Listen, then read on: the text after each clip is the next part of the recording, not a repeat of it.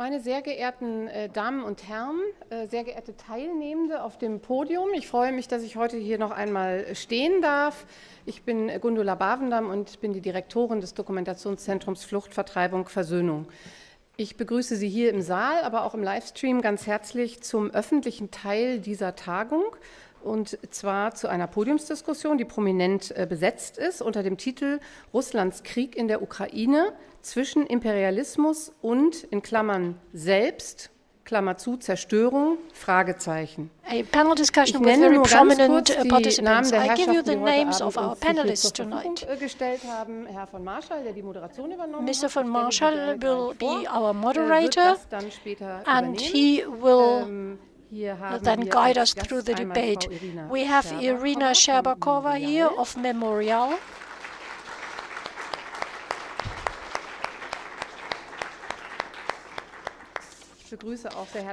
Welcome also to Marieluise Beck of the Center of Liberal Modernity in Berlin. Then we have Mr. Andrzej Nowak of the Jagiellonian University in Cracow.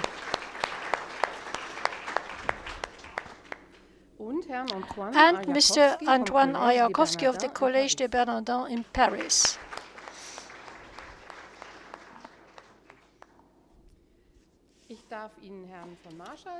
I would like to introduce Mr. von Marschall to you, who has agreed to be the moderator tonight. He's a journalist and since 1991 the editor of the Berlin daily Der Tagesspiegel, with its headquarters not far from here. We are virtual neighbors.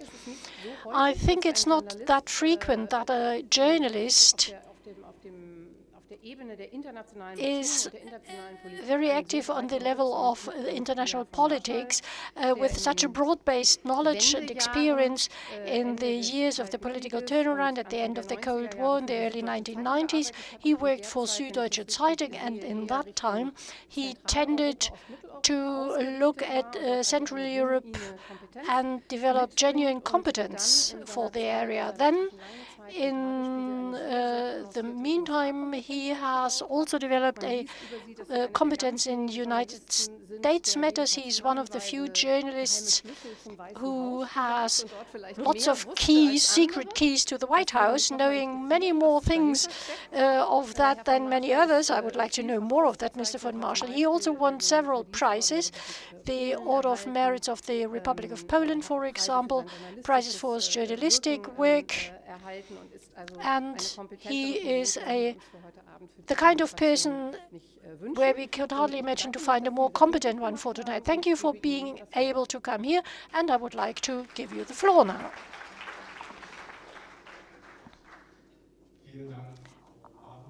Thank you, Mrs. Barendam, for the friendly words introducing me. And the topic is very close to my heart, I must say, because I have studied Eastern European history and then focused on Polish and Galician history in the 19th century. And in the mid-1980s, that is according to the old calendar, I spent a year and a half in Cracow at the Jagiellonian University to collect material for my thesis. And part of that is that the city where you should have studied the history of Galicia in Lviv, Lemberg, wherever, was close to international students because it was formerly out of area for us, and for people like me, there was no chance to go there. So the organizers of the conference selected a very interesting and exciting title. So I'm talking about the title of the conference, rather the title of the panel, The Politics of Memory as a Weapon, as a Political Weapon. That has something of a guided nature.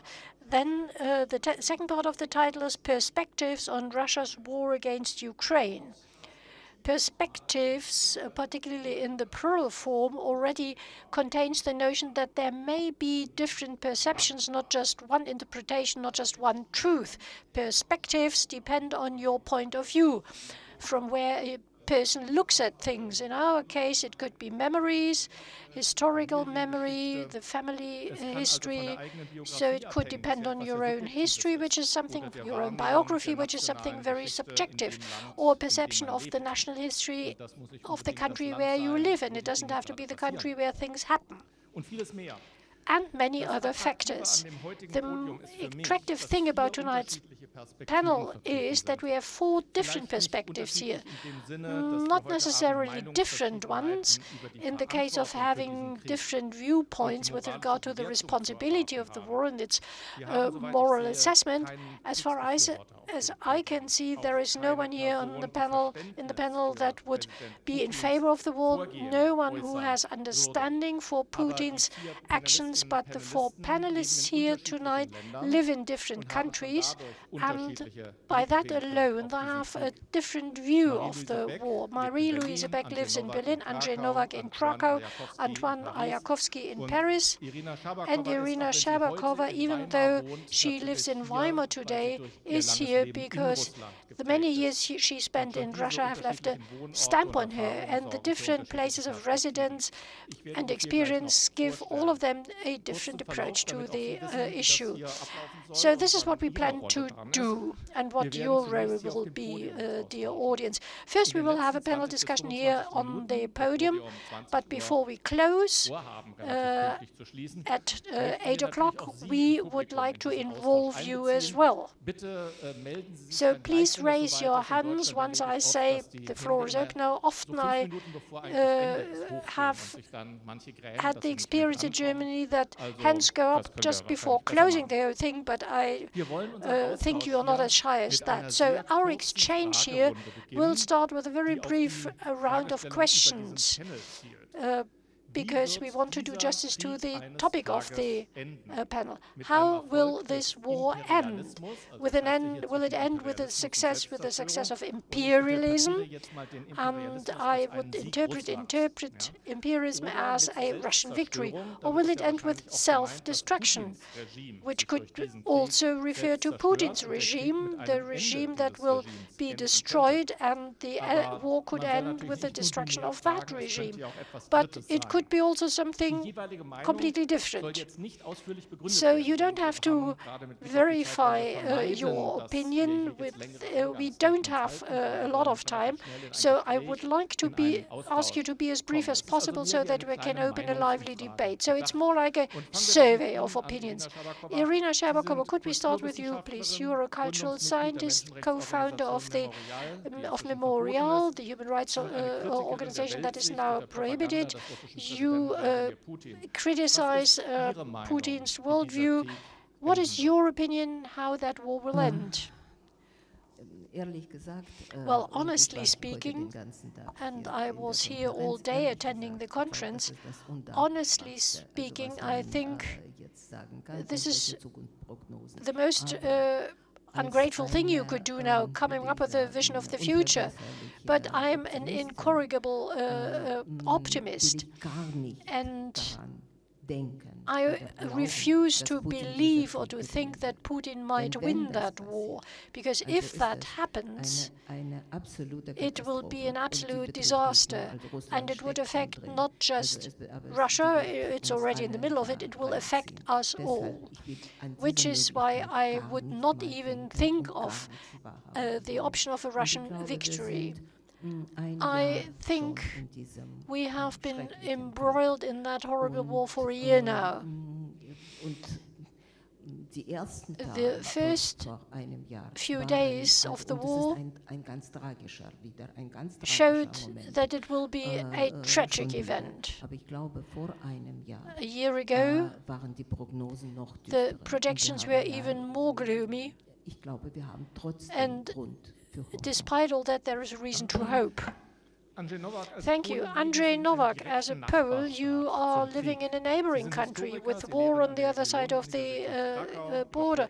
You work at Jagiellonian University in Cracow. You concentrate on the European history of the 19th and 20th century, and you have the Club Jagiellonian. I would say it's a national conservative club. You may correct that label, of course, if you don't like that. So you are close to a circle that also looks at German history and that of the European Union in a very critical manner. At the same time, you're against the idea to apply criminal law to falsifications of history. There are some who believe that one should do that. False statements about the Holocaust could be fought with the application of criminal law. You are against that idea. History needs to be dealt with differently, in your view. So what is your projection? What is your prognosis? How that war will end? Imperialism or self-destruction? Thank you so much for the invitation and for this very important, maybe the most important question that could be, as Madame Scherbakova confirmed, posed in the end of our first session or first day. My perspective is maybe not typically Polish, but I would say typically historic. If I look from historical point of view, I know for sure that every empire falls. So in the end of the day, there would be no imperial Russia. For sure, very soon, there will be no more Putin, because every man dies someday. And especially if you have 70, and you cannot expect to rule over such a difficult country as Russia for, I would say, the next few decades. So in the long run, I'm sure that this empire will fall, as everyone else. So one can say this is optimistic view. I would call this realistic view. But there is some pessimism in it as well. Because what I know from history is that empires fall and new or other win or take over.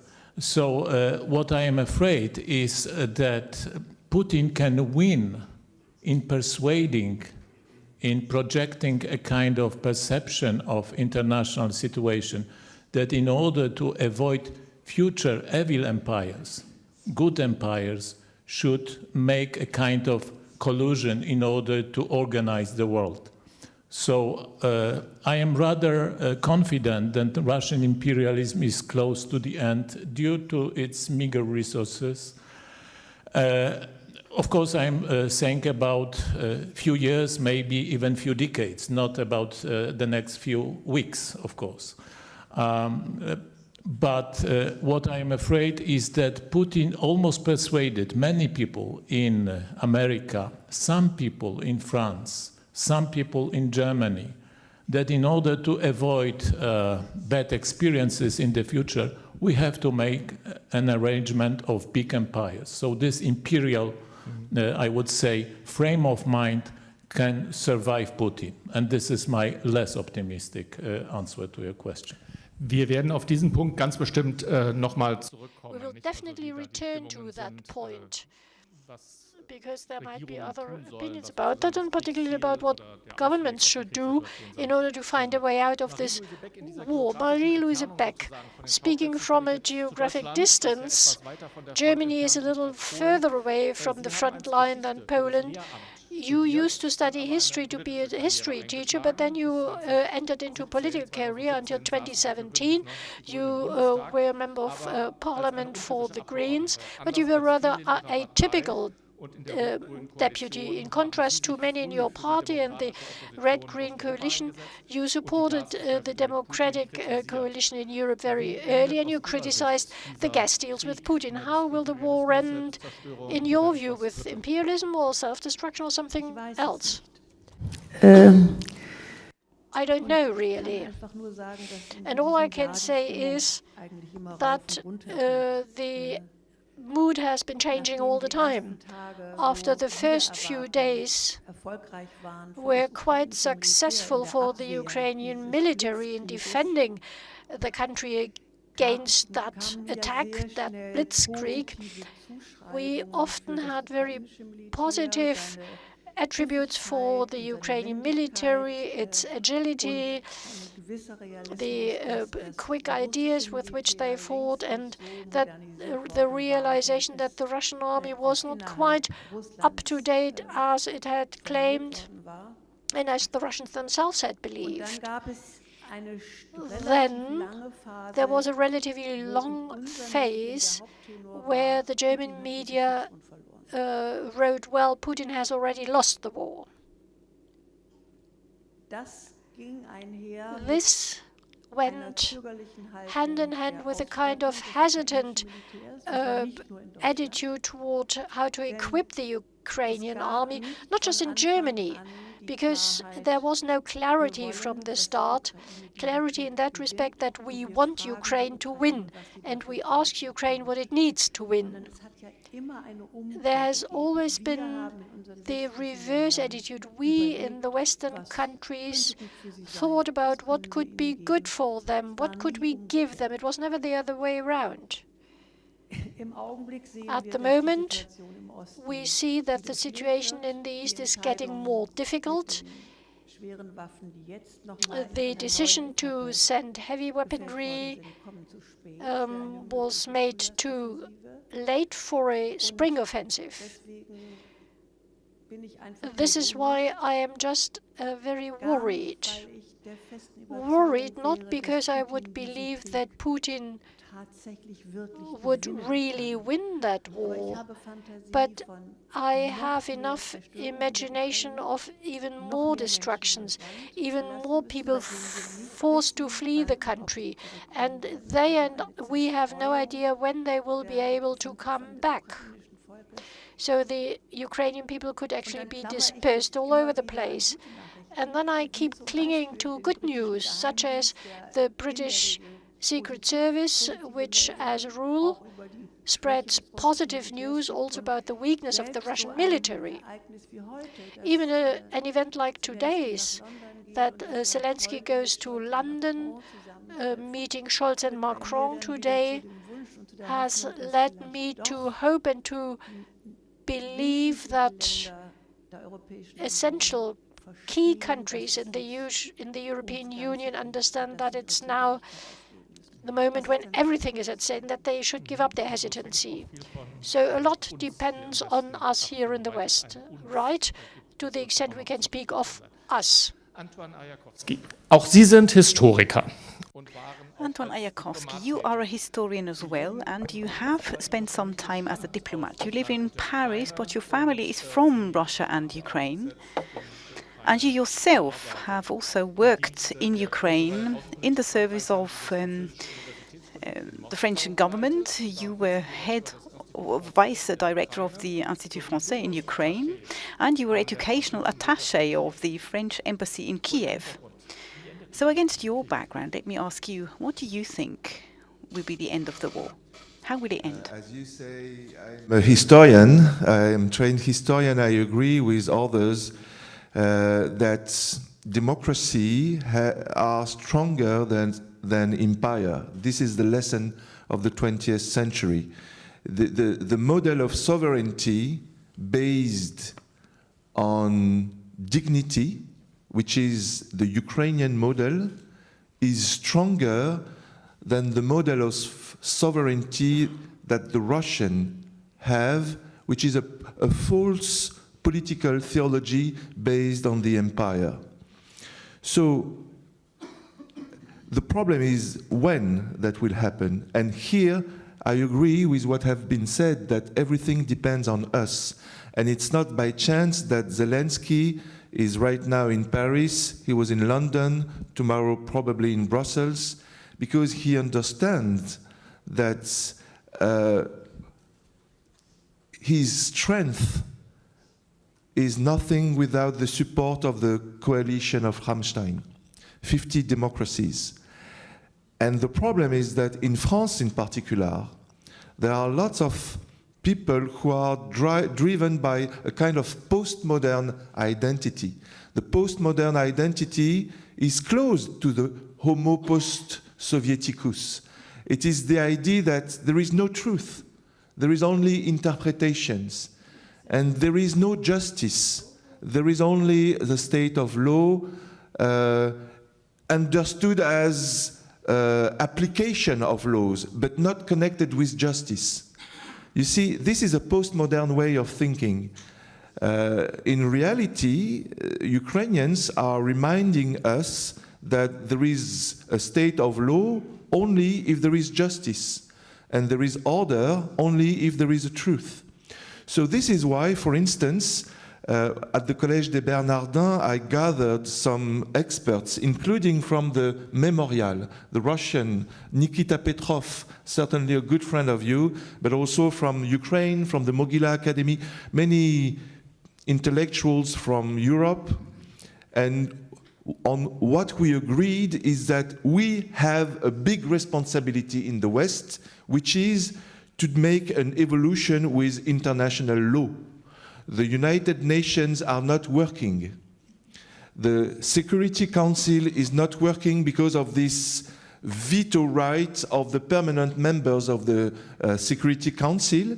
We need to propose an evolution of the international law in order to make the United Nations Charter working to make peace, which means to propose to the nations to make an appeal if the utilization of the veto right is not fostering peace. That was what we proposed in this report 3 years ago. Everybody at that time considered that we were like poets, because who will change the international law, the United Nations Security Council?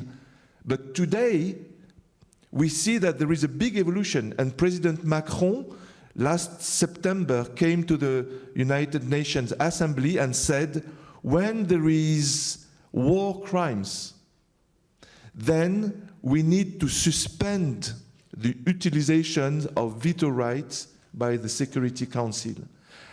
I am surprised that we don't speak every day about this proposal, because there is a chance that we can lose the United Nations. This is what Zelensky is telling to us. It's not working anymore. We need to change, so this is our responsibility.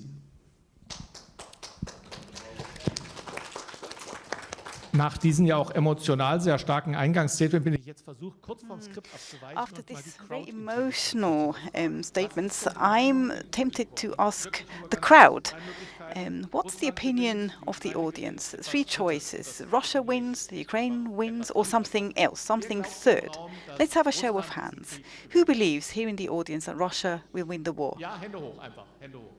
Just raise your hands. Nobody? Wow. Okay. Who believes that Ukraine will win the war? The question is not the right question. Yeah, well, we can come back to that in the discussion. Okay, and who thinks something third might happen, something completely different? Okay, that seems to be the majority.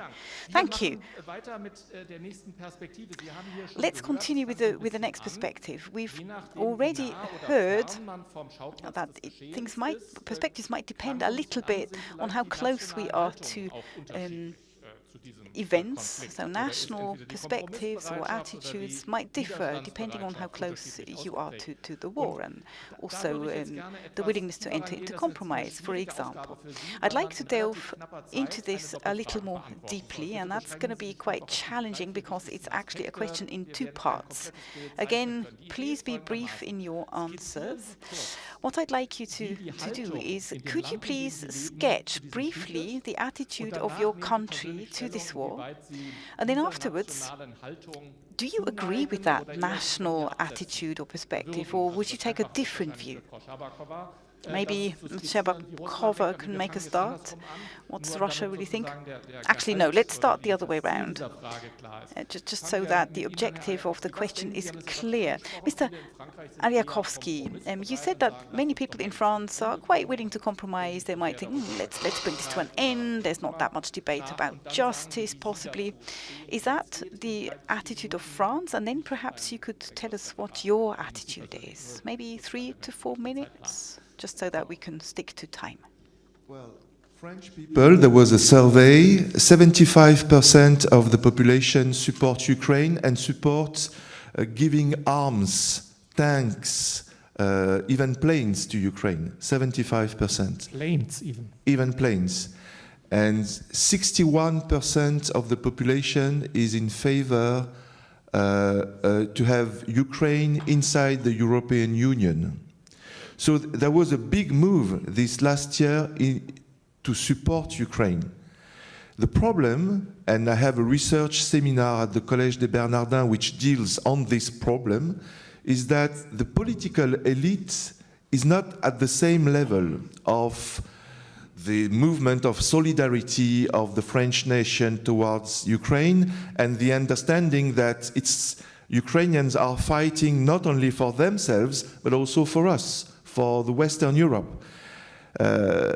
Yes, it's true that Stefanchuk, the president of the Rada, who came last week, received the support from the Senate, from the National Assembly, but 25% of the members of the parliament didn't vote the resolution in order to support Ukraine and send arms. So 25%, it's a lot, you know, and the whole question is why? And today there was a paper in Le Journal Le Monde explaining it's because these last years, these last decades, we were seeing only Russia. 3 years ago, the President Macron was hosting Putin and saying the priority of his politics is a reset of relations with Russia. At that time, there was no Ukraine.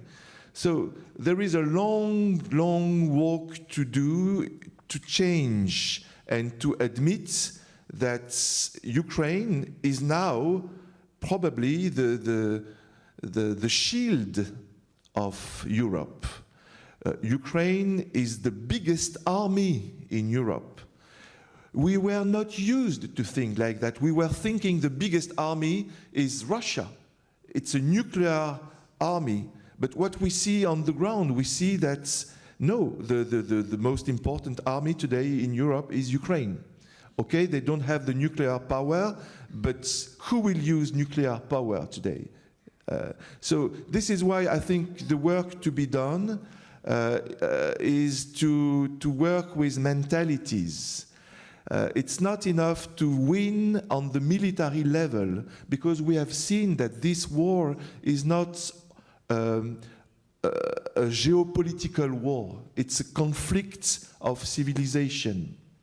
And so my viewpoint, this is where I have a difference with some of my colleagues in France, and this is why we work with researchers, is to say it's not enough to send tanks and planes. We need to work on mentalities.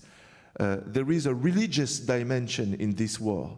Who deals with religions? When we see the position of Patriarch Kirill, it's like a kind of new jihadism, you see? Who deals with this? History. Who deals with, as we have done between French and German after the Second World War, it's the same kind of war. We wrote together a textbook in history of Europe. We should do the same and help Russians, Ukrainians, Eastern Europe to write a joint history. Marieluise Beck, wie würden Sie die Stimmung in Deutschland Marieluise Beck, how would you describe the feel, the attitudes, the public attitudes to this war in Germany, and do you share those perceived attitudes and dynamics in our society? Well, in our society, there's astonishingly high sympathies for Ukraine and the people in Ukraine, and for the struggle between David and Goliath.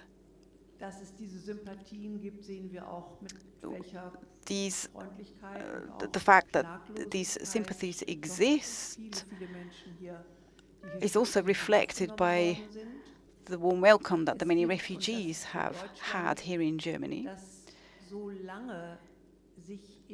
And as long as Germany can hide in the anti-military niche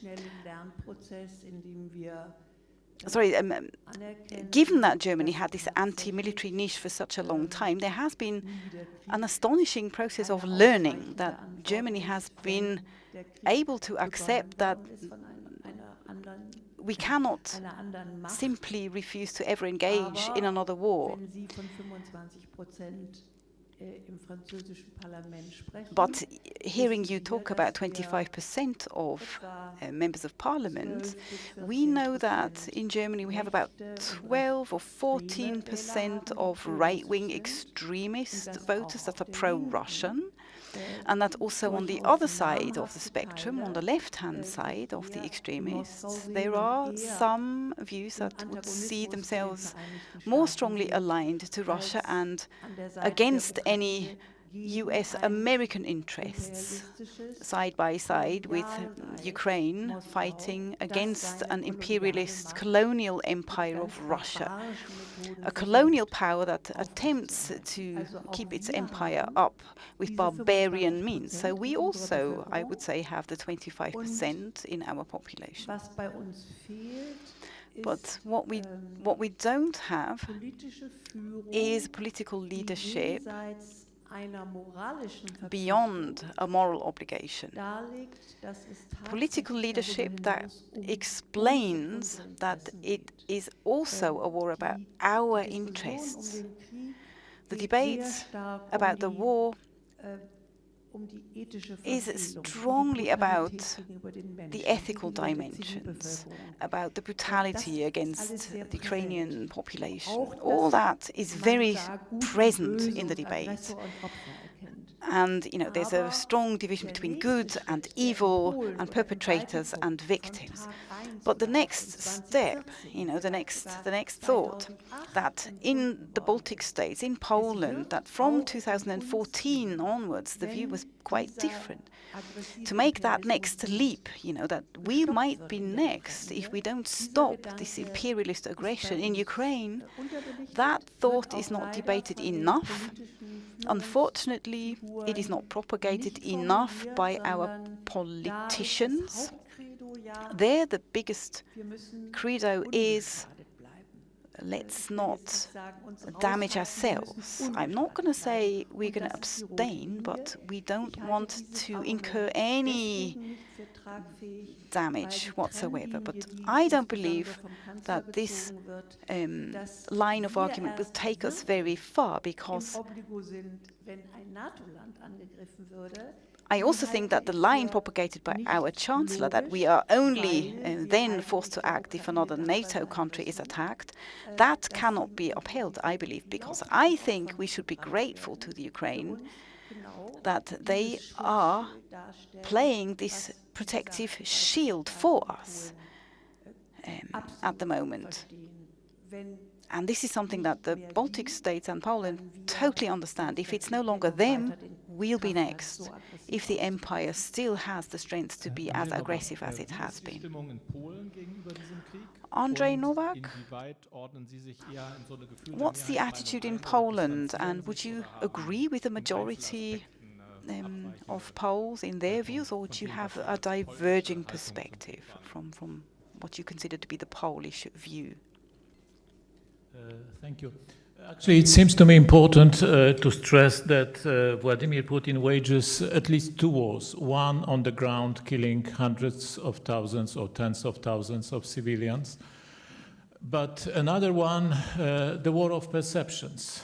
Here in this room, he loses that war. But outside this room, I'm not so sure. And I'm not telling only about South America, Africa, and half of Asia, at least, where he wins, definitely, that war of perceptions. That is something we should take into consideration. But also within Europe, and also sometimes within some circles of Polish population, or rather Polish political leadership as well. But you asked us to show different perspectives. So I would say, vive la différence. It is completely different perspective from, I would say, mainstream media in Europe portray. They tended to portray so-called populist governments as natural allies or addressees of Putin's perception war, a kind of natural members of pro-Putin coalition. In Polish case, it was exactly vice versa. The contemporary opposition party deciding due to probably two different reasons. One, civilizational. We entered the post-historical era, like many other societies in Europe. Also a part of Polish society shared that hope after 1991, let's say. With no wars, with a kind of post-historical, post-geopolitical world. And with that, there came a kind of, I would say, orientation towards German leadership in Europe. I mean, Chancellor Merkel leadership. And these two attitudes together led to, I would say, a very strange rapprochement with Putin after he uttered so famous, or rather infamous, Munich speech in 2007, and after he attacked Georgia, which as a war of perception was won by Putin definitely, because he managed to portray Georgia as aggressor. Tiny Georgia attacked Russia. Many in Europe believed that. And Polish president at that time, Lech Kaczyński, uttered exactly the perspective which was used here, that Georgia is first, then it will be Ukraine, then there will be Baltic states, then Poland, and maybe other countries. He enumerated exactly these countries in 2008. And then came a new government in Poland, which shared, I would say, Chancellor Merkel vision. No, that's accidental. That shouldn't happen. We should go back to normal relationship with Russia. And what really stunned me was the moment when Vladimir Putin, as prime minister, was visited as a #1 visitor to 70th anniversary of the beginning of World War II.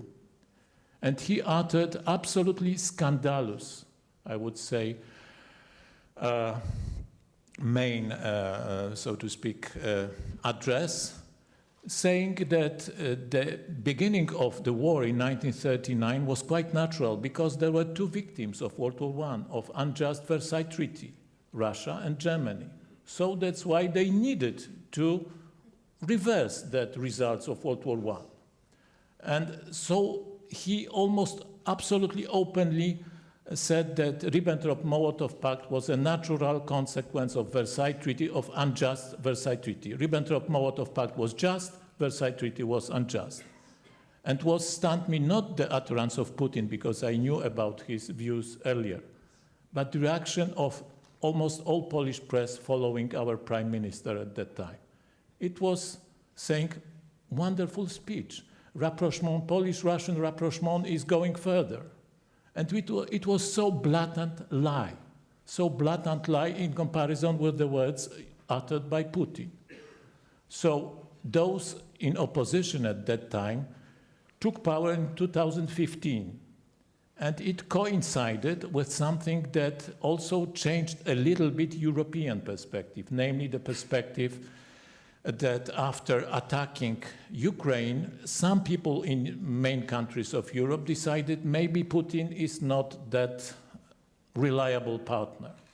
And this coincided with the change of government in Poland, and Poland took the role of a leader of anti-Putin, I would say, war of perceptions.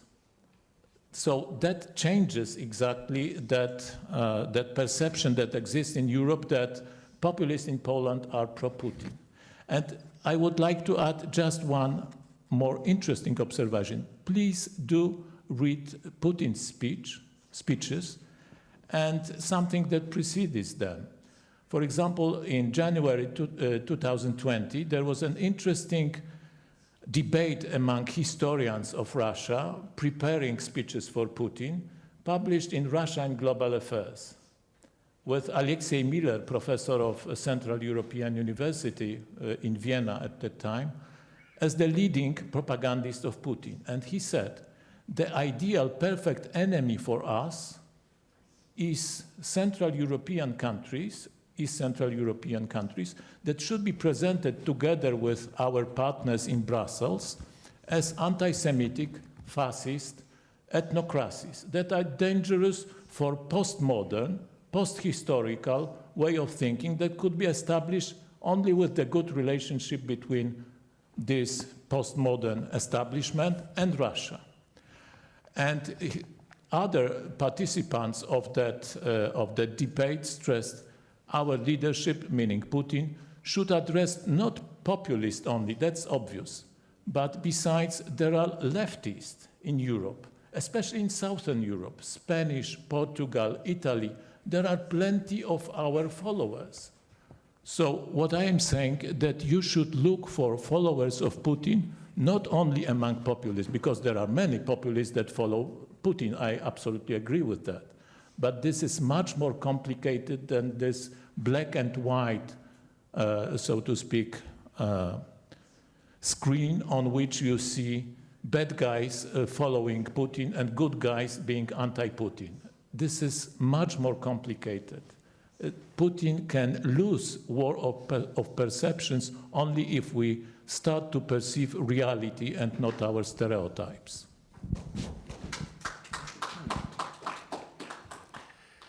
Irina Scherbakova, wie ist das in Russland? Irina Scherbakova, what about Russia? I think this is the key question. We have been talking about how the situation has developed in Russia, and I think we all know that Putin wouldn't have been able to start the war and wouldn't have been able to strengthen his dictatorship if he had failed to turn a civilized society, destroying it, and turn it into one united organism standing behind him. And I think the politics of memory, historic perceptions, so I think we should actually intensify our way of explaining things to people. What we are currently doing is that it's all in shadows. It's a war that is underpinned with historic, quasi-historic arguments. It is presented as a just war. It's as if it was a war fighting Nazism, fascism, and whatnot. And we also try to inject terms such as imperialism and colonialism into the debate, which have little to do with what Russia actually is today. It's not actually what Russia stands for. And we see that reflected in views of how Russian society sees that war. It's not, in the typical classical sense, an imperialist war. No. The main idea of the Russians through all these years, there was not anything like that in 1991, 1992. You will remember when the Soviet Union disintegrated, there was nothing there. And it happened without bloodshed, or nearly without bloodshed. Why? How could you have imagined that? It was because imperial and colonial thinking looked completely different. The Russian people was abused, was subjugated, was under repressions, just as all other peoples of the Soviet Union. Of course, this goes back to Stalin's era, where there was a lot of talk about Greater Russia and Russian nationalism. That was all there, but it doesn't change the fact that the Russians had to suffer during the time of forced collectivization and the Great Terror and the Great War. when they were expropriated as kulaks or whatever. So this is why we are not dealing here with the traditional imperial neo-colonial kind of regime. And with these resentments, with these feelings, it was easy to play around, to exploit that as it started in the later 1990s. What we also forget when we talk about the 1990s is why Putin managed to achieve what he achieved. How did he manage to turn society into what we have before us today?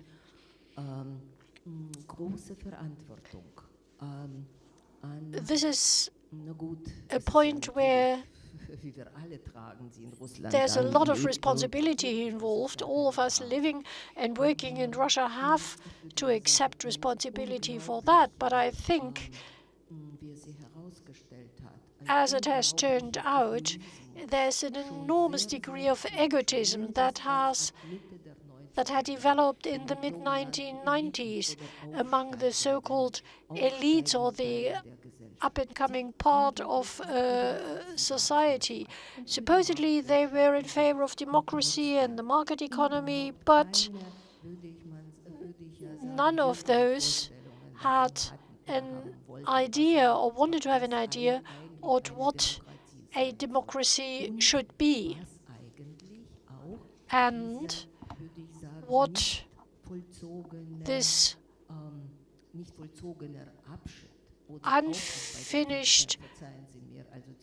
unfinished effort to come to deal with the past.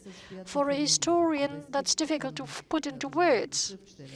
But there are writers who do that excellently. There's one, Vladimir Sorokin, who wrote about that at the start of the 21st century. He wrote a utopia, and you can read that and you get an idea of what Russia will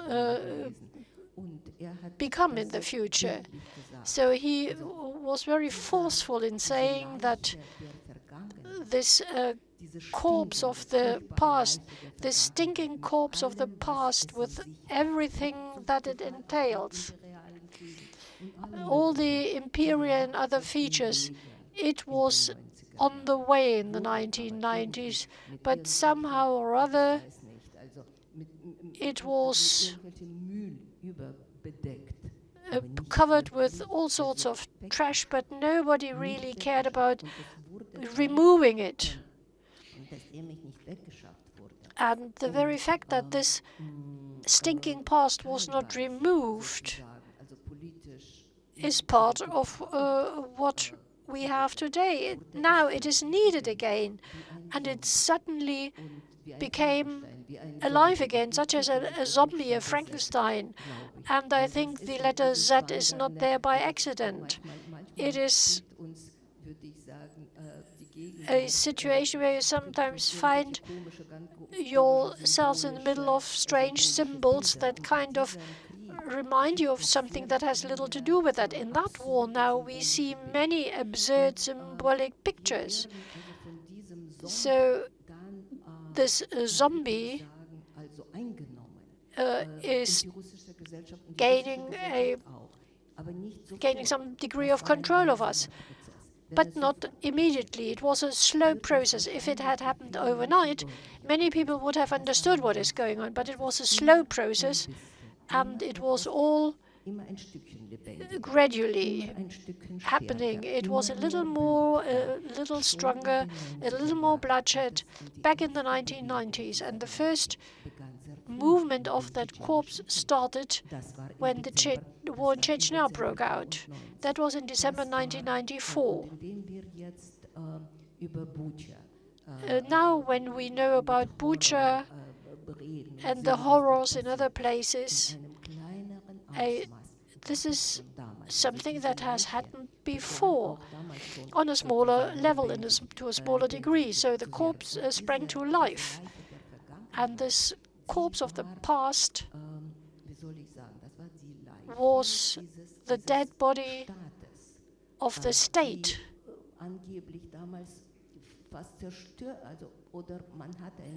You had the feeling that it will soon be destroyed. It's nearly dead already, but in reality, it was not dead at all. And gradually, it became alive again. Putin managed, by the way, the war in Chechnya brought him to power, and he managed to apply the Frankenstein monster in other sections and to turn that into an aggressive, violent state, a state based on a system that corrupts people over a period of 20 years or so. People got used to violence, people got used to what the state wanted from them, and they adjusted. This was the foundation of it all. Getting adjusted, feeling a sense of belonging to that state.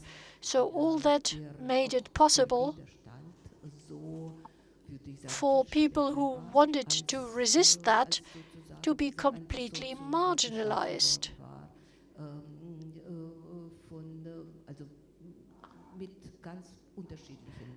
So what we see is that different means were applied, involving the people, sowing distrust and anxiety, applying violence, and this is where we are now. People have left the country if they were too afraid of it all, but well, 1 million after 1917, that's quite a large number, if that's the domestic emigration. There's a lot of resistance in the country, but it's too little to achieve anything. It's too little to oppose the system. Well, Faulkner said the past is not over, it's not even dead. So the claims to power, everything continues to be alive. All three of the panelists wanted to respond to that. Do that if you want to comment on what Irina said, but would you please wait for a second for my last point that I wanted to address here? The question is, what does the war change about our own images of history and our ideas of geography in Europe? Do we now have a different look on Ukrainian history in Germany, France, Poland, and elsewhere? Do we see our own role in that differently? Has Ukraine existed in the imaginative map? Or is it only there? Has it not been put on that map now? And before that, the Ukrainians were not seen as subjects of history. In Germany, well, our own past is suddenly coming back. The way the Russians think about the space between the Germans and the Russians is exactly the way we thought. It's not that long ago that many in Germany said, well, the fate of the peoples living between the Germans and the Russians, they are unable to govern themselves, and their fate is either to be governed by the Germans or the Russians, and you reach agreement above their heads who has influence where. Ukraine has a lot of myth building in the Polish history, in the in real life or in novels and films. Whatever I take, you see an image of Ukraine and its role and its relationship to Poland. So if you could perhaps try not to forget what you wanted to comment on Mrs. Scherbakova's ideas, but would you also include comments on what has this war changed in public perception or not changed, because a number of stereotypes continue to be strong. Mrs. Beck, you put your hand up first. So what did you want to ask Irina, and what has that war done in the consciousness of the Germans and how we see Ukraine in our own history? Well, Irina, we have been together for many years, and I know that for you the question has always been at the center that not only the victims but also the perpetrators must be mentioned. That's part of what Memorial stands for. However, the question is also about the responsibility of a nation, of a people. And even when we look at the Bolshevist area, the violent rule and the Red Terror and all that,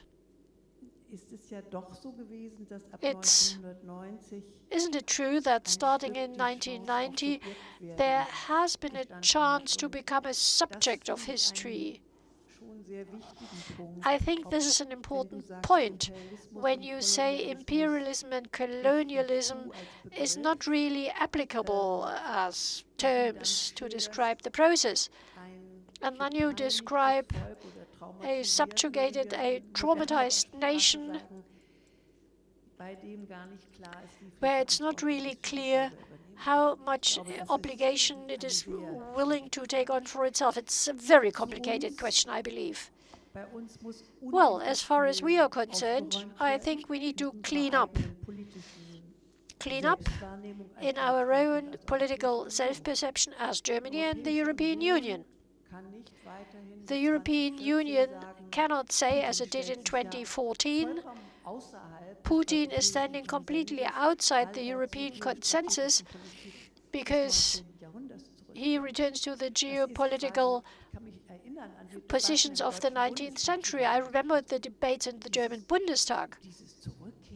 Well, returning to this 19th century's thinking, that's inappropriate. Well, no. It's a very cold-hearted way to display power politics, very imperial, really. And slowly, the European Union starts to understand that it needs to think in geostrategic terms. This, I think, will have to be one aspect when you think about how to make Ukraine part of the European Union.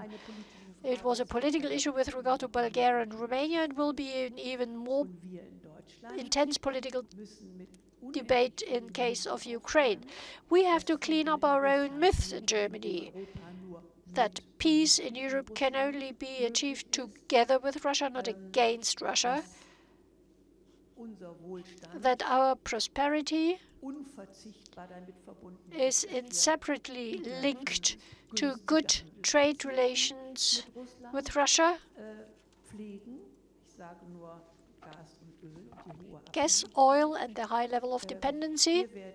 Well, we have to learn that deterrence,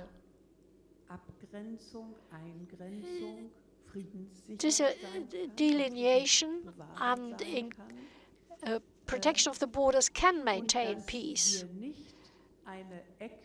And equidistance is not the order of the day. We can't have equidistance to Russia and the United States. The transatlantic relations may occasionally be difficult.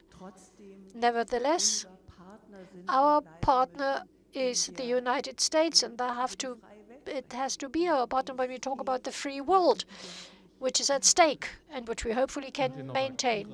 Andrzej Nowak, your comment on Irina and your own ideas about what has changed with regard to the Polish understanding of history or not. So what kind of stereotypes are still there and what is changing?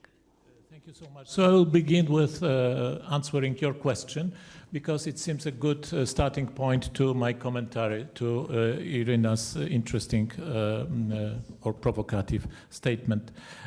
Actually, it seems to me that Polish historical imagination concerning Ukraine didn't change that dramatically after the very hot war began the last year.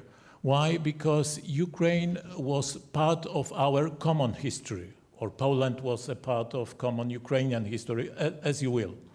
At least from the late 14th century, and at least for 4 centuries, which is long enough to make our history really entangled, and we, through many works of art, of literature, musical aspects of our culture, became very aware of the fact that there exists something else called Rus than Moscow.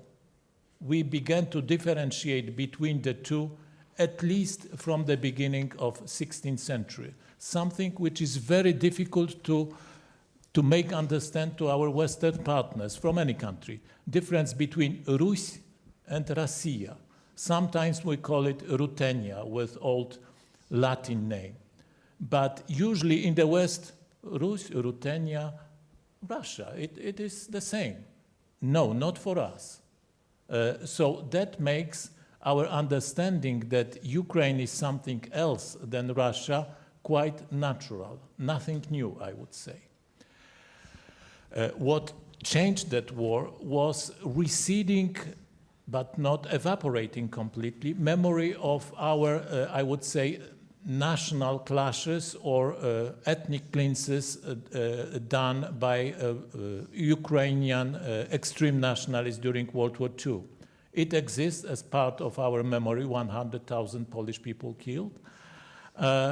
As exists something which could be called history of Ukrainian people exploitation by Polish landlords in Ukrainian memory. So there are conflicting issues in history that exist but are much less important in contemporary, I would say, historical consciousness than they used to be some even years ago.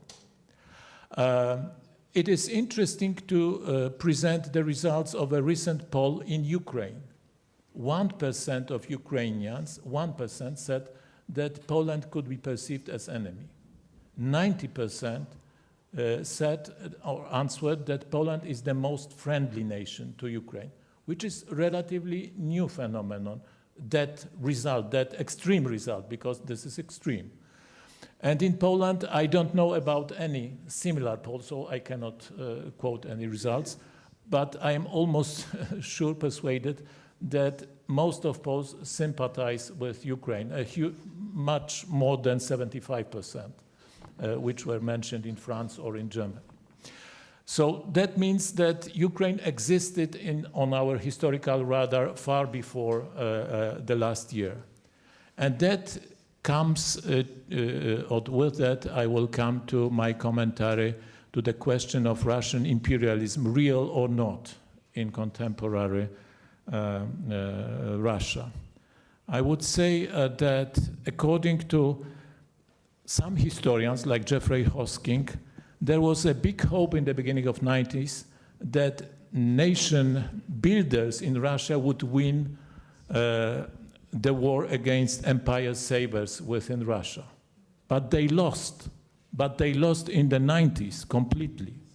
Longing for empire was the real source of Putin's, one of real sources of Putin's victory. It doesn't mean that Russian people, ordinary people, wanted to dominate over, I would say, Ukraine, but they wanted to go to the Black Sea as their natural holiday. They wanted to go to Riga for their favorite drink, Rижский balsam. That is typical imperial way of thinking, that Riga should be open to us, should belong to us, as much as Yalta, as much as Simferopol, as much as Odessa. This is imperial. You shouldn't ask about whether this is imperial Moscow citizens, but you should ask Ukrainian citizens, Latvian citizens, or Lithuanian or Moldovan. The answer of Russians is not valid here, I'm sorry. But what is even more important is the shortened perspective on history. It was exactly the same perspective that was uttered by, Deputy Mayor of St. Petersburg, Vladimir Putin, when he was asked by Kerber Foundation in March 1994 to present his views in so-called Bergedorfer Gesprächekreis, to present his views on the future of Russia. And he said, we were as persecuted as any other nation during the Soviet times, and this is absolutely unjust. He simply, or you rather, repeated his words almost verbatim.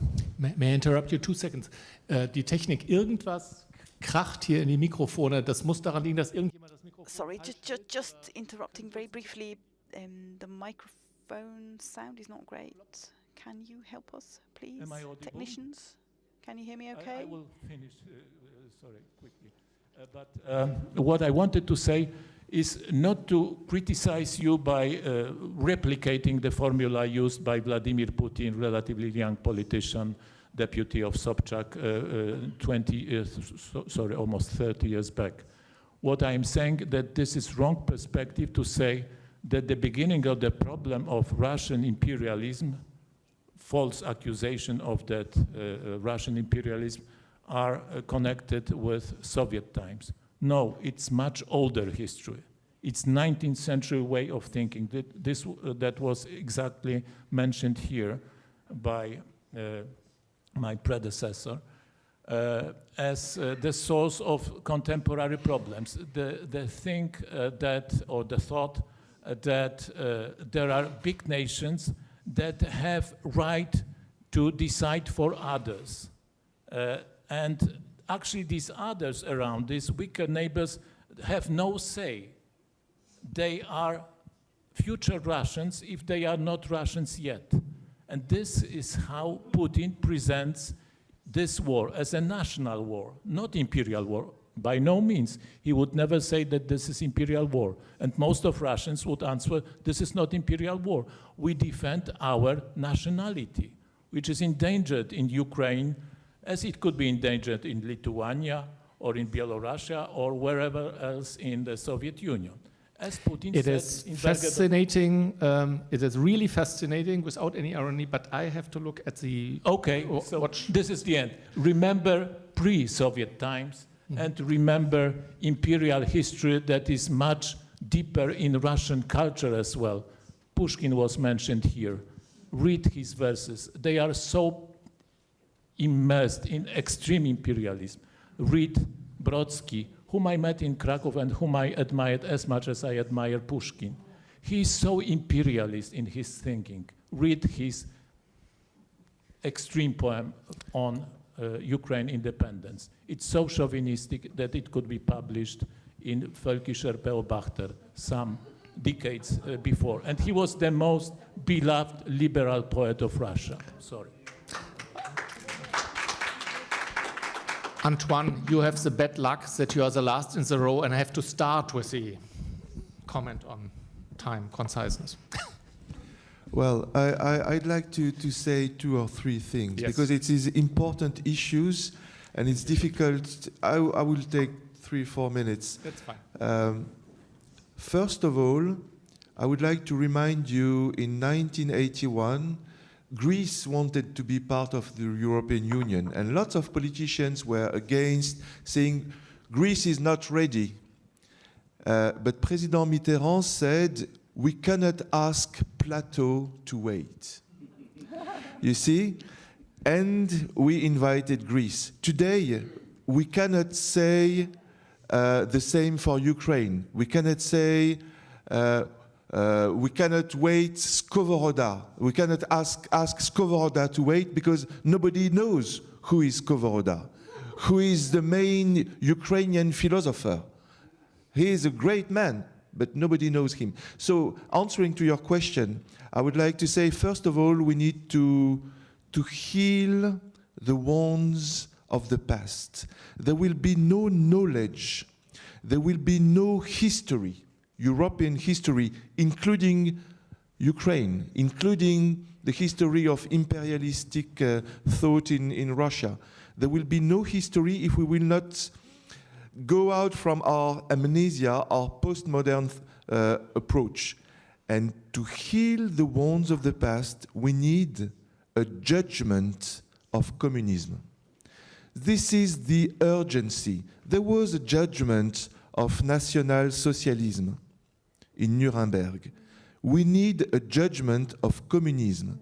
Can you imagine that Holodomor, which is the great famine of 32-33, it's 5 million people who died. It means 20,000 people every day during 6 months died. 20,000 people every day during 6 months. And it was not judged. And a crime that is not judged is a crime that is justified. And a crime that is justified is a crime that is repeated.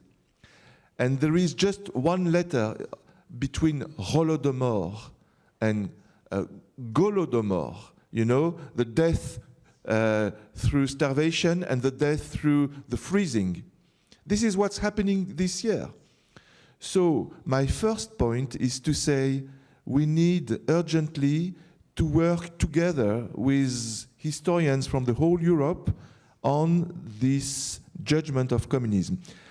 Then there is an initiative coming from different platforms, ENRS, but also the platform on memory, of European memory and conscience, to build a memorial in Brussels dedicated to the victims of totalitarianism in the 20th century.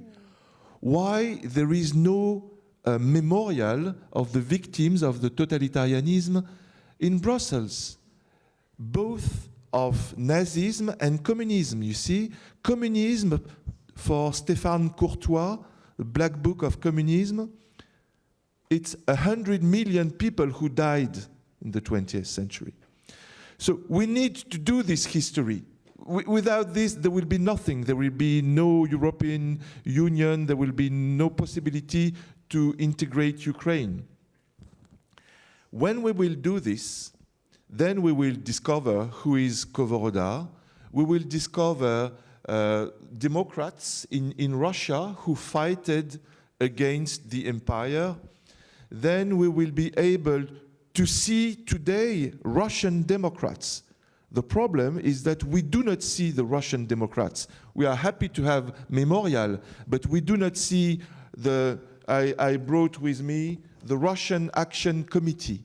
This is friends of Khodorkovsky, of Kasparov, some of the friends of Navalny. They created an anti-war Russian committee. There are lots of projects. They all agree on the fact that Ukraine should rediscover its borders of 91 and so on. But we don't see them because we only see the Russian imperialism. And it's because it was not healed, and there was nobody who asked, there was no forgiveness, you see? So this is the way we should go to do this historical work, this social work with this memorial, and then to work with the Russian democratic opposition in order to build a real democracy in Russia, because there will be never peace in Eastern Europe if there will be no democracy in Russia. This is, you know, we need to face this reality. Tanks and planes will not be enough. There will be always a resentment and a new Putin, a new Prigozhin, a new Kadyrov who will come back. If this illness, we will not be healed. Nur ich muss doch 2 Sätze sagen. Mein Mikro aus. Sofort. Just a Irina, moment, ich muss Irina. jetzt 2 Damen um I Hilfe bitten. now have to Das ask eine 2 ist Frau ladies to Barbendam, help bei me. der One ich is jetzt Mrs. erlaube, Bardendam, muss die Zeit of whom I should ask permission to give me another 15 minutes? You nod your head. Thank you. Because we want to have a debate with you. And the second is that Irina Scherbakova should have a chance to reply. So should we first ask the audience and then let you speak, or I would like to say something within just 3 to 4 minutes. Don't worry. I don't think I spoke very long, really. And perhaps this was why there were misunderstandings. I didn't say that those responsible should not be brought to account. On the contrary, that is what I wanted to say when I quoted that corpse. How do you deal with it? Because this is exactly what responsibility is all about. You can't take a broom. You need a more strenger mechanism. You need commissions. You need historians. That's what Memorial has said all these decades, but it never really happened. It was done half-heartedly only, or with a degree of populism. You know how the state dealt with history. Lenin is still buried in the mausoleum, and St. Petersburg is situated in the Leningradsky Oblast, this eternal thing about half-hearted decisions that we know from the 1990s, and nobody seems to care what the system actually did, and we don't even have a name for what it did. Stalinism, communism, or whatever it was. And no explanation that would make sense to the people. What exactly was it you lived through? And why did it happen? And what do we have to learn from its disintegration? In reality, there has never been an explanation for the people as to why the Soviet Union, a real colossus, disintegrated in no time, and no one really thought about it. So this is why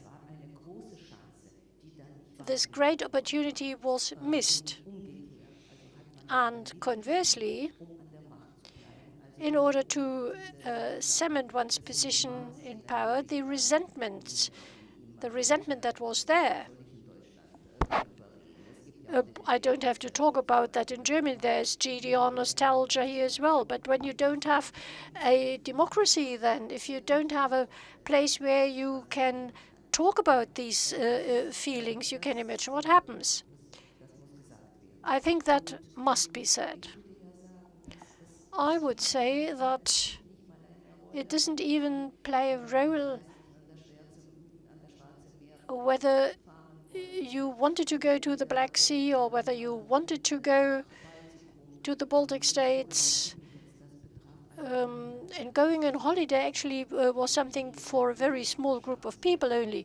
Well, the Black Sea was perhaps the past of relatively many Soviet people, but they had grown older, and I think that was not the crucial element. And don't forget, there is not a single big family in Russia which doesn't have relations with Ukraine, doesn't have roots in this or that way. In that sense, the war is even more horrible, more immoral for many people.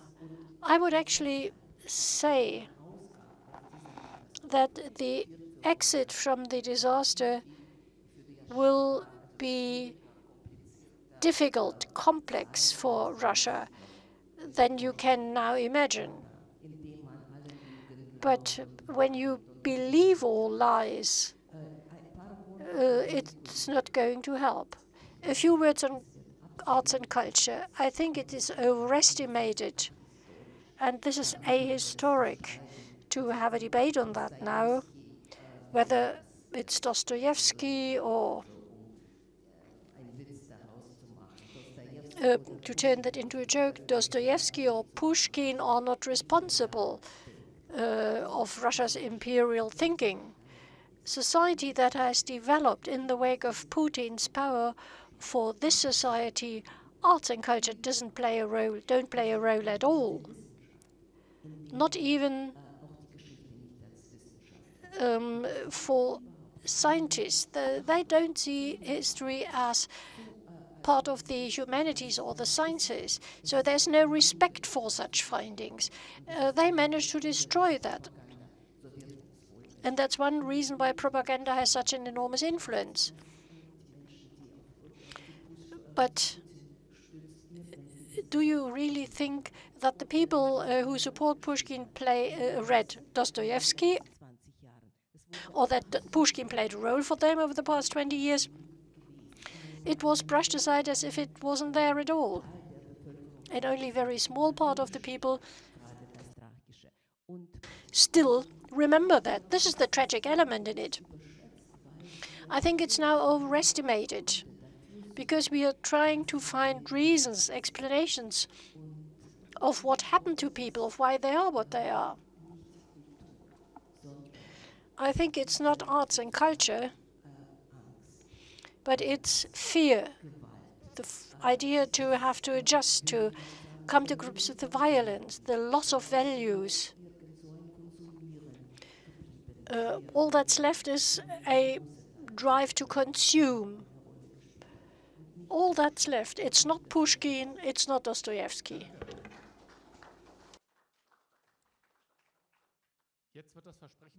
So now I will fulfill my promise that the audience will come in. Please raise your hands. We have someone with a microphone. And since we take exchange very seriously, 3 requests. Give us your name, be brief as possible, so that many can have their say, and tell us who your question is addressed to. Who will hand around the microphones? All right. Just hand them out, and then we'll listen to what is said.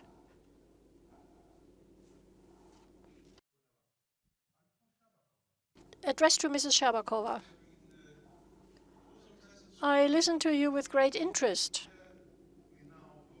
And I think you very... Would you please tell us your name? Wilfried Peipsch. I'm an eternally curious person. There are different films that you can see only rarely here in Berlin on the status of the law. It's Leviathan, on the psychological status of the new middle classes. It's Loveless. On the question of the destruction of the Russian soldiers in Afghanistan, it's, I forgot the title, and strangely enough, the best comedy of how to deal with Stalin is Stalin's death. But this comedy was not filmed by Russians because, just as Bernardins said, this was nothing the Russians wanted to do. So even nowadays we see new memorials to Stalin going up all the time. Yes, imperialism is something that sounds very old-fashioned. Perhaps we should go back to that when we discuss the age of the empire and imperialism. I don't think the term is correct. You are right to point out that the Soviet Union has imploded in 1991. And as a result, the big empire disintegrated. What came after were 10 years where the Putin camarilla continued just what is exemplified in Stalin's quote: "Death solves all problems, no man, no problem." This is what they did in Chechnya. You should now formulate your question. I would like to know what you think about the self-destruction, the second part of our title here. What would you want to say on that? Not in the economic sense, but in a mental, psychological sense. Thank you. Next hand up. Alena Utica, political contributor. Mrs. Scherbakova, perhaps also to the other panelists. I wonder whether it was just Putin who started to collect Russian earth when he waged the war against Chechnya, but it was in Baku and in the Baltic states under Gorbachev when all the separatist explosives went up at the fringes of the Soviet Union still in existence then, and whether Yeltsin, when forting Moldova, was actually another starting point. Olszewski, mein Name.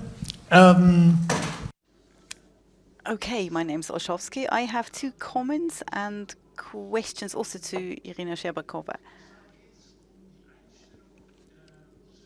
It concerns the attitudes of the Russian intellectual elites to the small kind of neighboring country of Ukraine.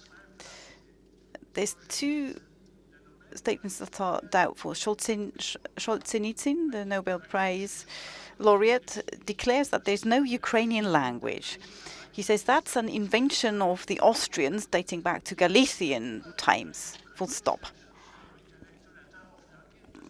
You can imagine what the reaction of Ukrainian intellectuals is. Brodsky, Nobel Prize laureate, writes a poem celebrating celebrating, inverted commas, the independence of Ukraine, which is full of terrible statements. It was published posthumously, and then it was actually it was published at the right time and was used for propaganda. I wanted to point out the fact that the Russian intellectuals also are not solely responsible for the mood that is being created. I mean, Solzhenitsyn talks about human tragedies. For him, the Ukrainians are brothers, no question, but political independence is not something he's willing to accord to Ukraine.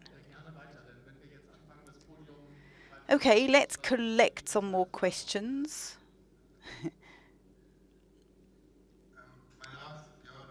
My name is Bernardins. I have a question to Mr. Nowak. I'm married to a Polish lady. She's from Warsaw. Therefore, I'm really interested in the German-Polish relations. Unfortunately, that relationship has suffered quite a lot ever since the peace government has come to power. What's your view? How can Germans and Polish governments come to more cooperation? How can we come closer to one another? Because Putin's intention is clearly to split Europe and to break it apart. Okay, thank you. Let's have some more questions. Yes, my name is Klaus-Dieter Stönke. I'm a lawyer. The panel positioned itself right at the beginning to say that there's no one kind of, supporting Putin in the audience or supporting the Russian aggression, which of course is quite right. But Marieluise Beck, I'd like to ask you, you represent a party that used to be very strongly pacifist. If I now think of the Green Party's positions, who talk about delivering weapons or sending weapons to Ukraine, that makes me question what's the position of the Green Party now? And I want to ask Mrs. Beck, do you see a connection between the Russian politics that has led to a war of aggression on Ukraine and Western policies, including Germany and NATO? Do you see a connection? I have in mind the speech by Putin in the German Bundestag, where he spoke in German, actually, and made offers to the West to cooperate economically, to establish connections to NATO. And Ms. Merkel sat there with a stony face, and that was the response of the West. And that then led to a change in Russian politics. May I answer? Yeah. No, it's absolutely fine. You know, it's of course it's legitimate to ask that question. Okay. Yep. And I will have a very short question to Ms. Scherbakova. I thank you for your speech. I wanted to ask if we are considering, and I really love that idea that the imperialism as a concept is not very fitting to understand what really happens. If we are looking on imperialism, aren't we trapping ourselves within European concept of empire of 19th century instead of Oriental imperialism, like empire or Grand Duchy, which was built by Ivan IV, or even the Golden Horde as a case study? So probably just a reference to Lev Gumilev's idea what Russia might be or what Russian Empire is as anti-European, not European concept, even of empire. So this 19th century imperialism and colonialism might be failing probably just because of that.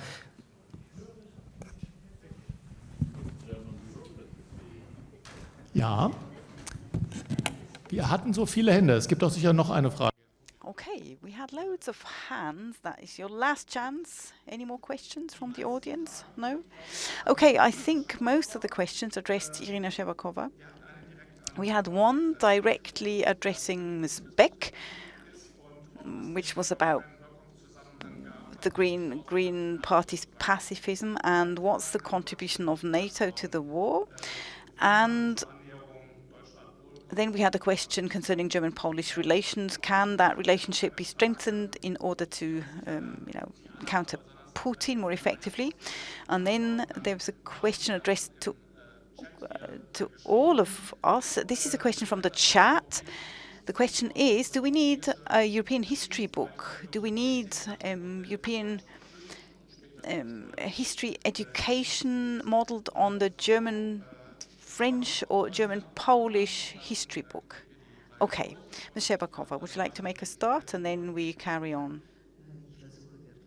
Okay, I'll try to be brief. I'll be nice again at the end. I just need to be strict now. Okay, well, self-destruction is already happening. We've been talking about this all along. Actually, though, I wouldn't say self-destruction, because what was destroyed in Russia isn't actually self-destruction. I don't know whether I can phrase this properly, but it's really the destruction of everything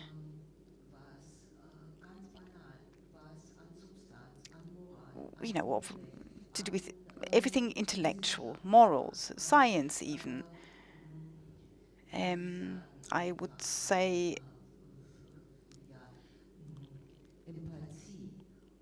also empathy for other people. But this is in fact a global destruction we are witnessing, and that of course is a disaster that we are faced with. I say we because, well, I was born in that country and my whole life was there, so that is why I still say we. So yes, incredible destruction has gone on therein, and in that black hole of destruction, Ukraine is now being sucked into physically and terribly destroyed, and whatever else might be in the future. I'm not entirely sure. Someone mentioned the nuclear weapons earlier, but yeah, the question of nuclear weapons, to my mind, is, well, I suppose for me it's an illusionary question. And to me, the situation is not very clear. And the threats that were made a few days ago in Volgograd, you need to take those seriously, I think. I don't know what future decisions might be taken. I do think we need to be ready to think the worst, including more destruction. The question was, did it start much earlier? Well, I didn't mention Chechnya for nothing. Yes, of course. all along the edges. Attempts were made, to somehow retain the system or to create little points of disquiet. But I would say that Gorbachev, well, in Vilnius, there were attempts to recreate the system. In Tbilisi, there were more attempts, but nonetheless, the feeling was that there wasn't any real conviction that it would survive. I'm talking about the Soviet Union now. Back then, maybe it was wrong. I mean, Chechnya, we took that very seriously, but with Gorbachev, yes, he wasn't willing to exert, to use violence. Of course, he wasn't always certain, and mistakes were made, but he wasn't willing to exert that much violence. Yeltsin was a different story. And I do think that in December 1994, that was the beginning, and that was what brought Putin to power. That was the beginning of this slow dissolution of Russian society. I'm convinced of that. The role of intellectuals, yes. You mentioned a few films.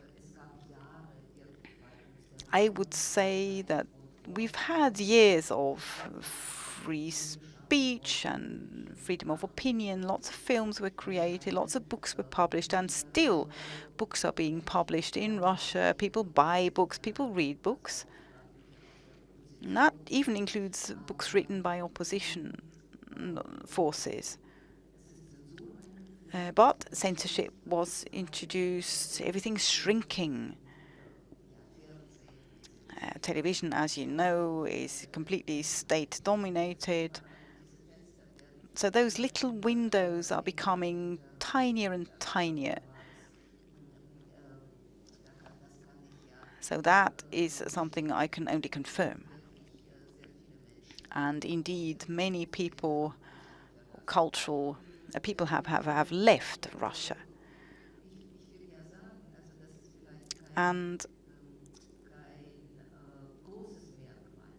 maybe this is not a great feature, but all the time propaganda is creating a certain hysteria. You know, why don't we create something patriotic about this war, something that really grabs people, something that really, you know, something that really becomes a national bestseller, something that really convinces people. And I actually think the fact that it doesn't yet exist is an indication that it's not going to work. It can't be created.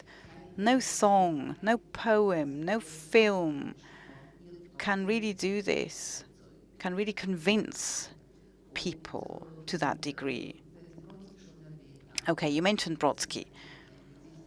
You're right. This is a poem that sounds awful, but there's good reasons why he didn't publish it in his lifetime. So that is part of the answer. I think that was everything, was it? Did I touch upon everything? Yes, I think so. Thank you. Marieluise Beck. Okay, green pacifism and missed opportunities. Well, the Green Party has never been a fully pacifist party. The non-violent pillar has always been inward-looking, non-violent in how we look at nuclear weapons, at nuclear power, setting us apart from what today we'd call a black bloc. Nuclear pacifism was widely propagated, was widespread. It centered around the Pershing missiles. The Green Party, at least, other than some other forces of the peace movement, mentioned SS-20 as a next stage on top of Pershing missiles, a next stage that would increase the threat to Europe. But yes, Many of us were rather left-wing. That meant we were anti-NATO. The Green Party program very much supported the dissolution of NATO. And there was a very broad anti-transatlantic bloc. The name that's most well known in Berlin, Christian Ströbele, he actually collected weapons for El Salvador. He was never a pacifist. And he never changed his line. He was always left-wing, who thought that the Pax Americana was a bad thing for the world. So that's one of the myths that we need to deal with. But one thing that has stayed with us is a basic attitude that is not being reflected very thoroughly. And I have to also admit this for myself. We thought that the never again, as a historical consequence of the Nazi period, we thought that this would put us on the right side of history automatically, to just say never again. In 1994, we had to debate these questions in the context of Bosnia, the war in Bosnia. And there was a fantastic essay in the Süddeutsche Zeitung by Peter Schneider. He wrote, how come that the children of the perpetrators believe that pacifism is the only answer to the aggression of National Socialism? Because it ignores the fact that National Socialism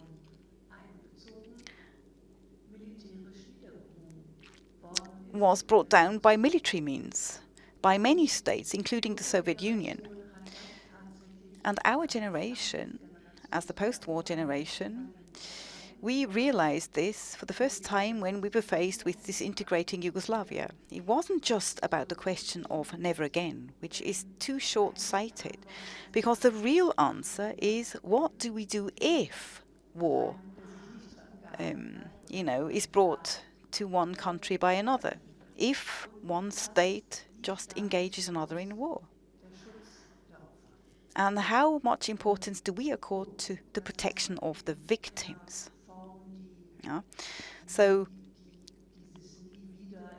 this slogan of never again, the most dramatic expression of which was never again Auschwitz, never again the Shoah, where for our time it should be translated into, yes, never again war, but also never again this feeling of being victims, never being without protection. And that's the purpose of the United Nations. And United Nations mandates are confirmation of the fact that military actions exist that are necessary. And this is exactly what we're experiencing now in Ukraine. And a large proportion of our society has learned that same lesson in a very short space of time. Answer.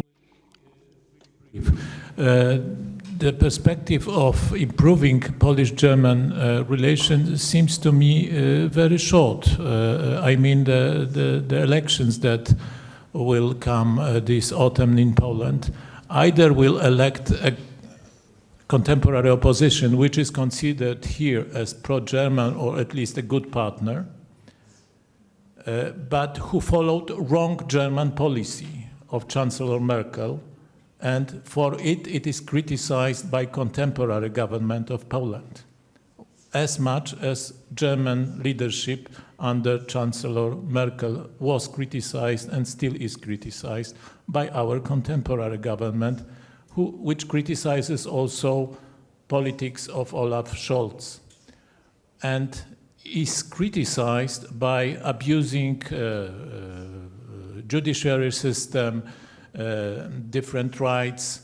Some of these accusations is based on more reliable facts, some of them on stereotypes that are simply disseminated by opposition, contemporary opposition, which is treated by not very objective journalists. I am not saying about one of the perfect journalists Germany has, who is with us here on this panel, but not everyone in Germany, and of course not everyone in Poland is as accurate.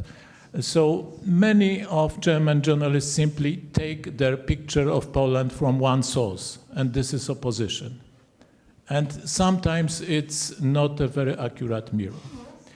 So there is a part to be blamed on German side, as much as there is a part, maybe a big part, on contemporary government, which uses, I must say that, anti-German feelings in its political campaign.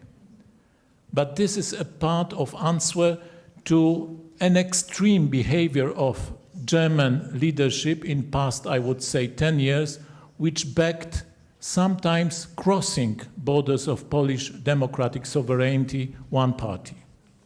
This was a kind of imperial policy. When you almost, I would say, undermine democratic election verdict of a neighbor country. So there is blame on both parts, according to my perception, which might be, of course, subjective. But either opposition will win and the improvement will be automatic, or the current party will stay in power. And I am sure that this will make time to reflect on both sides. The German part that we have to live with democratic verdict of Polish population, which is not very fitting our so to speak, choices, or on Polish side, on the side of Polish government, the election is ended. We have to live with our powerful neighbor whose decisions concerning that is Polish and East Central situation, concerning Russian danger, which is there, are crucial. So we have to improve our relations with Germany, whatever would rule Warsaw after this October. I'm almost 100% optimistic in this respect. As regard other question which was posed to all of us and was not answered, where the name of Solzhenitsyn was used, it was not answered. It is interesting to say, to remind that Solzhenitsyn in his last interview by Die Welt was asked why he accepted a special honor from ex-colonel of KGB and declined the same honor from President Yeltsin. And the answer was short, because Yeltsin dismembered Russia, diminished Russia, and Putin gathers Russia back again.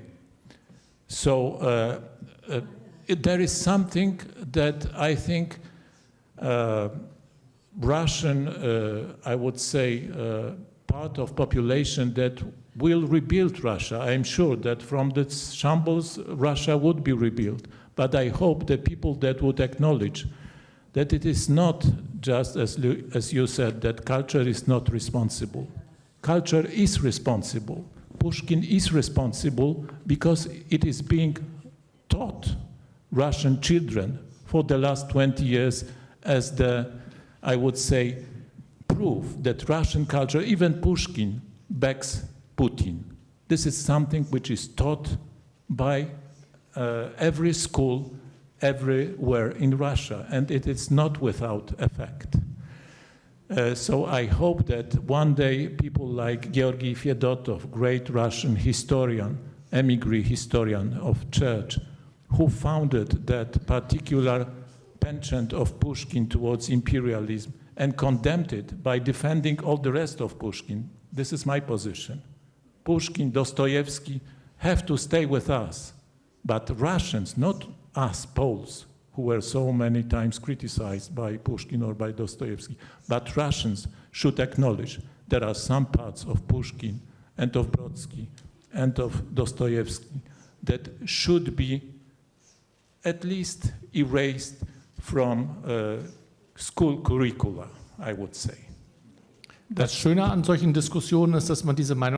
The great thing about these discussions is that you can leave those disagreements on their own, and everyone can think about that on the way home. Antoine, Arjakovsky, What about the question as to whether we need a European history book, or whether you would perhaps like to say something on the missed opportunity that the West could have prevented the war if it had behaved completely differently years ago?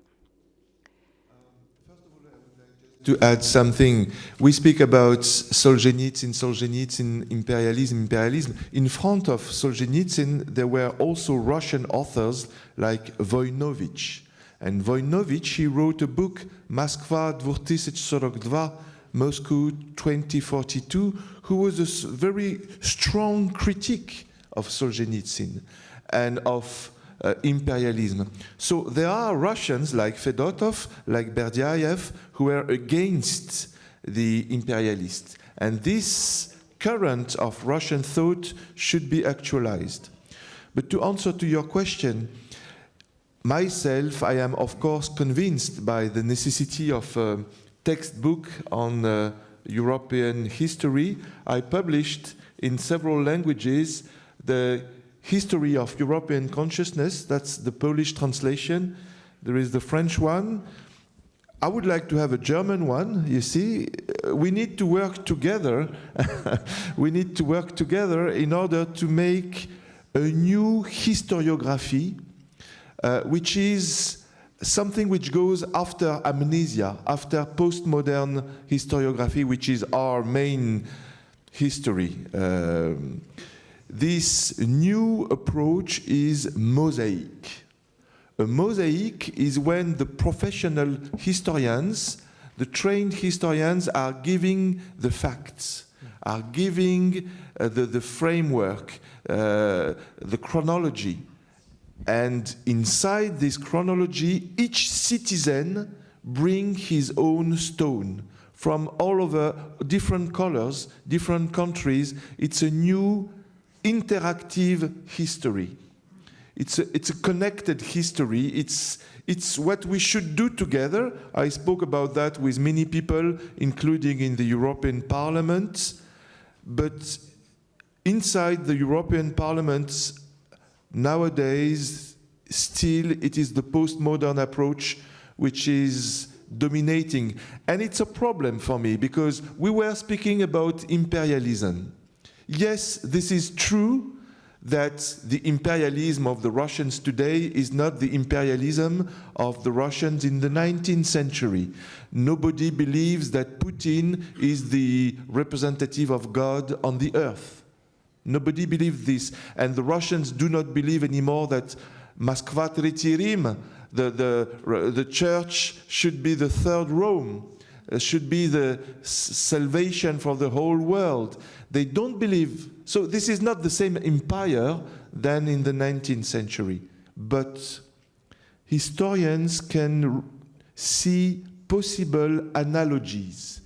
And the analogy is that in both cases, 19th century, 21st century, there is an idea of sovereignty when the head of the states has all the power. He should be very strong.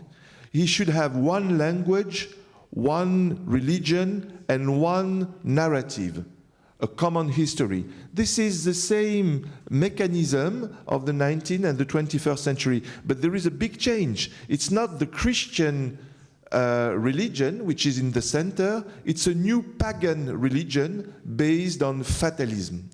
When Putin started the war, he said, I had no other way. It was an obligation. If I would not decide to invade Ukraine, they would start the first. You know, there is the idea of fatalism.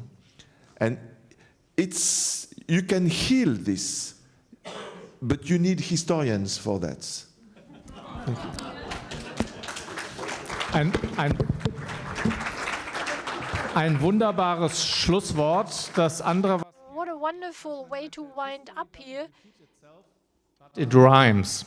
Also es gibt dann eben doch gewisse So there are always certain continuations. I will not try to summarize what we have discussed here. We have not even tried to finish discussing this or that point. We wanted to look at the things from different angles for you to take home. So I think we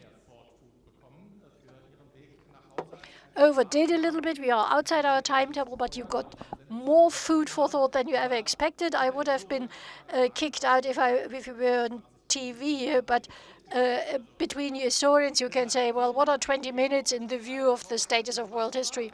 Thank you for your attention. I hope you enjoyed the evening, and our hosts will wind up. Thank you. Come back home and come back again.